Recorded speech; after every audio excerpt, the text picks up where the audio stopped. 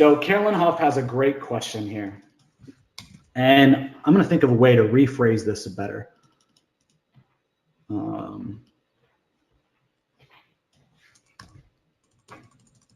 you offer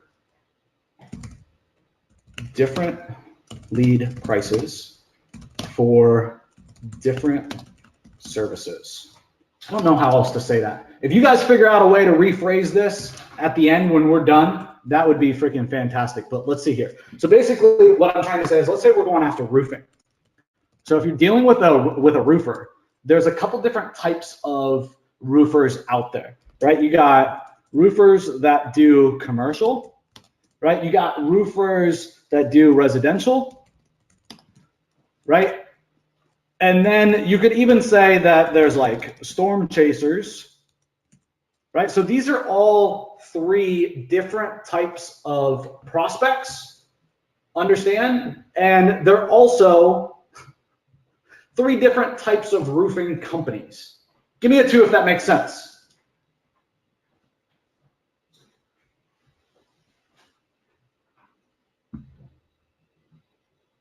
That makes sense, right?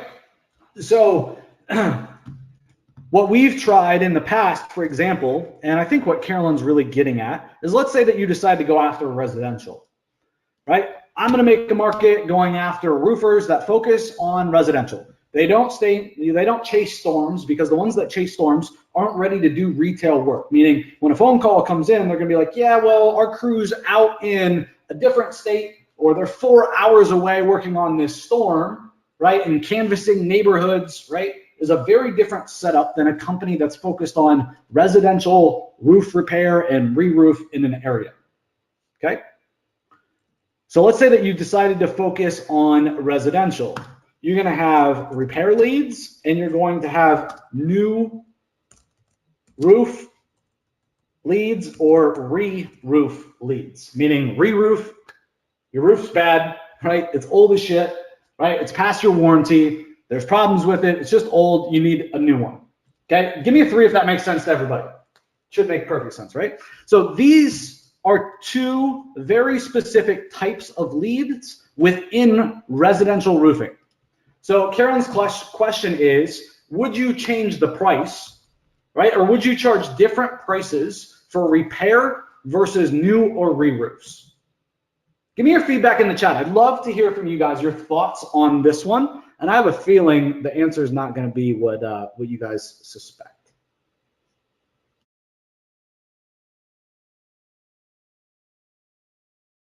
All right, let me know. I see some good answers coming in. I want some more. Let me know in the chat, all right?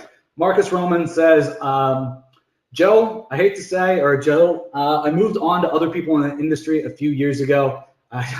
I see I should have stayed with you because you're saying things this past few weeks that make total sense to me.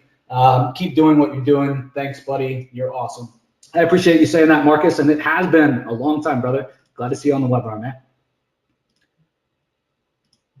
So are you going to charge differently for repairs versus re-roofs? Yeah, so here's the problem. Okay, I don't ever charge different prices. Okay, and I can't say ever. In 95% of circumstances, I don't charge different prices. And I'll give you guys some distinguishing characteristics between the 2 models. So the problem is with residential is if somebody needs a repair, most of the volume is in repairs, right? Give me a 1 if that makes sense. People don't just say, oh, I need a new roof, let me call a roofer. That's not near as common as, I have a leak in my roof, let me call a roofer, right? A tree fell on my roof, let me call a roofer. I can see that a shingle blew off my roof, let me call a roofer. That doesn't mean that the lead is not going to turn into a new roof, but wouldn't you rather repair your roof for, let's say, $500 if you thought that was possible, than get a whole new roof for $15,000? Duh, right? I had to replace a roof. When I called, do you think I was asking about a repair or a re-roof? I'm not a freaking roofing expert, right? I told the company that I think there needs to be a repair done, right? I didn't think I was, needed to pay $15,000 for a new roof. I belittled the situation too. I didn't know any better, right? Come out and repair my roof. Guess what? That turned into quite literally a $12,000 roofing sale because they came out to my house, right, and pitched me on a new roof. So understand that repair work is going to often lead to new roofs or re-roofs, okay? And the problem is that the volume is here in repair work, not in new, okay? The repair is a foot in the door, right?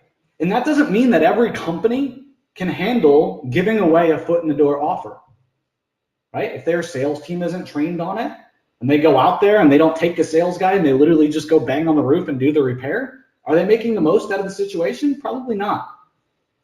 Yeah, Leslie says repairs always lead to a new roof in the future. Excellent leads. Yeah, but you got to be set up for that. Okay, so at the end of the day, I don't like nickeling and diming my customers, right? But at the same token, I don't want to have to listen to every single call and say, yeah, well, you know, they called about a repair, but then I see that they called back a week later and you actually pitch them on a whole new roof and you want a $10,000 job. Like, dude, give me my, difference in $25 in the cost of the lead. No. So I charge for roofing, for example, I charge flat rate. Okay. So in roofing, I have very often, and I've helped customers sell an assload of deals, right, for repairs or new roofs for $125 for a billable qualified lead. Okay. So do you offer different prices for different services? Not typically. Let me give you a different example though. Okay, in roofing, I don't. But then you have niches like restoration. Okay, so inside of restoration, you got water damage, you got mold, and you got fire, and then you also have like some sewage. Most people don't do sewage. Most people do mold and fire, and depending on the location of the business, and also depending on kind of the way that the business is set up, one or more of these is the constant. Either water damage is the concentration or mold is the concentration. Okay. The issue in restoration is you can't get away paying different lead prices for different services, or you can't get away just charging a flat rate. So what I mean by that is mold. If you're a good salesperson, you build good rapport, you're going to be able to sell mold calls for 100 to 150 bucks, right? And these are some blanket statements. There are times that it's not quite that much. There's times that they're more than that, all right? Understand that these are some blanket statements. Water damage, we successfully sell water damage at $400 to $450 a call, okay? Do you guys think that I can get away with selling mold at $400 to $450? Like, look at the difference here. No, I can't, right? There's too much of a gap, okay? And it's not one service. It's not a roofing job. Right? This is water damage and this is mold. Okay, I can't get away with selling mold leads, right, for this price point. And I can't get away with, in terms of fulfillment, right, I can't buy water damage in most cities. I can't buy them for this price in volume. So the business model, right, doesn't sustain me not charging different prices per lead. So wherever you can, like roofing, I would charge a flat rate.